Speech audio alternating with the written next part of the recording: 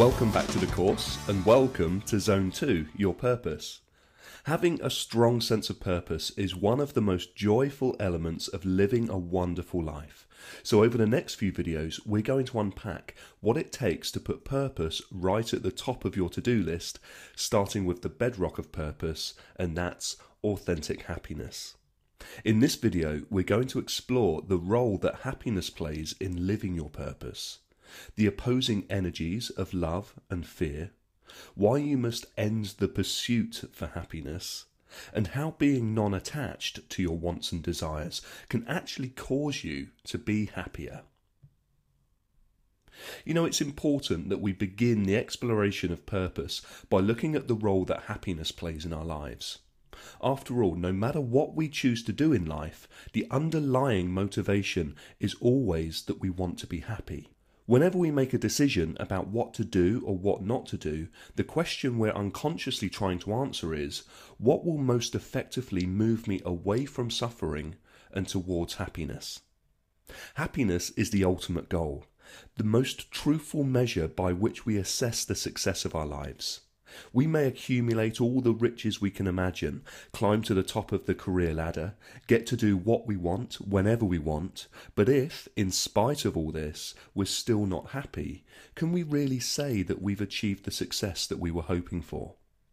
The best way to describe the role that happiness plays in you living your purpose is, happiness is your purpose. You're designed for happiness. You were born to be happy and to extend happiness out into the world. However you choose to put it into action, when you decide to live your purpose, you're really deciding to make the world a better place by following your joy. Making happiness the most important goal in your life is far from selfish. In fact, it's a great act of generosity.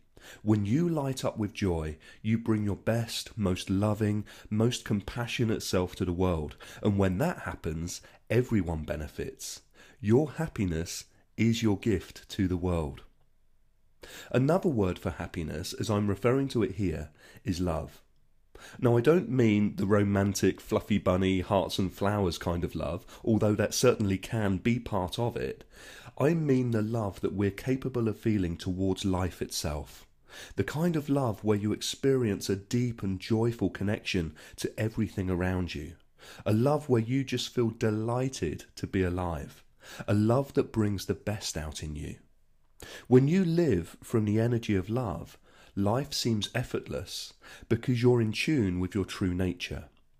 I'd like you to consider that you are a creation of the universe and that energetically you are like what you came from. The universe exists in a perfect, effortless flow, just like your true nature, and you get to experience that flow as natural feelings of love and well-being. If you like, this is your default setting. Whenever you connect to your essential nature, it's like being plugged in to something much bigger than your physical self.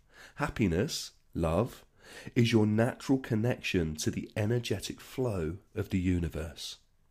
Now, the opposite of love is fear. Fear is a product of the learned self, which feels separate, cut off and isolated from the greater whole. The more you allow your ego to run your life, the more there will be for you to be afraid of.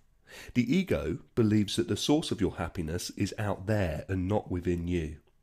It thinks that happiness is the result of accumulating, achieving, succeeding, earning and deserving. When you play along with the happiness game that your learned self has created for you, it can often feel like you've been unplugged from the universe. You can feel lost, lonely and incomplete, and so turn to quick fix remedies for pleasure and comfort, such as excessive eating, drinking, shopping, gambling, sex, drugs or medication. All fear is really a fear that unhappiness will happen.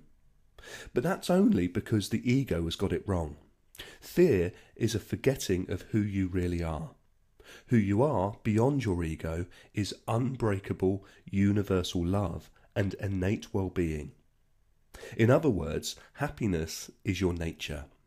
A critically important principle to understand is that happiness is not an it. If it weren't it, then we'd be able to touch it, to see it, or to hold on to it. The truth is that happiness is a way of being, not something that can be acquired. When we hear phrases such as the pursuit of happiness, we're tricked into thinking that happiness is a thing that exists outside of us, always out in front, and that we have to work to catch up with it. But happiness cannot be pursued because it's already inside us. As you move, happiness moves with you. Reconnecting to your innate happiness is like finding the bunch of keys you thought you'd lost, but that were right under your nose all the time. There's a beautiful simplicity to the truth of happiness. When we see that happiness is a fundamental part of who we are, it means that we're free to do the only thing that's ever required of us, and that's to simply stop chasing and to start choosing. Or as one of my personal heroes, Dr. Robert Holden, might put it, true happiness can only start when you finally call off the search. And this is very good news indeed. When we change our minds about what happiness is and what happiness is for, we can lighten up on ourselves. Isn't it good to know that happiness is not something you have to deserve, earn, pay for, wait for, or even feel guilty about? I believe that the greatest and most significant milestone on any journey of personal discovery is the moment you fully awaken to the fact that you don't need a reason or a permit to be happy. Happiness is just who you are. It's not necessary to seek external validation of success before allowing yourself to experience the happiness that's already within. In fact, I'm going to suggest that happiness leads to success a lot more often than success leads to happiness. So why wait? One of my favourite happiness quotes is by Nathaniel Hawthorne and goes, "Happiness is a butterfly which, when pursued, is always beyond your grasp, but which, if you sit down quietly, may alight upon you."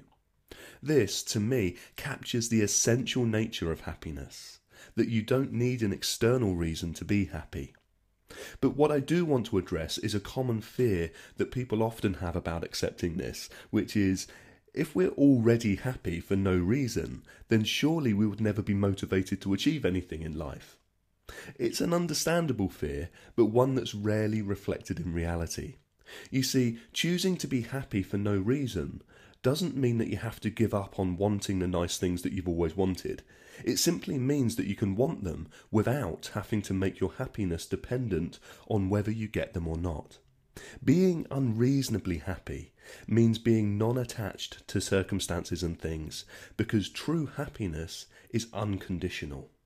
When you believe your happiness depends on getting what you want, you're left feeling unsatisfied, incomplete until you get it, if you ever get it.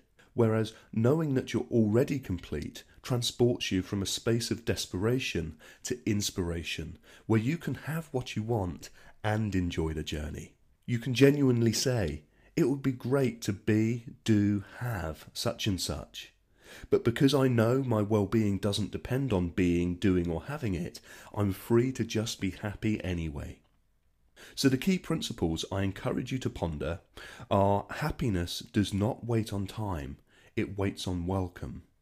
And that real happiness is always here and it's always available, just waiting for your invitation so that it can join you wherever you currently are.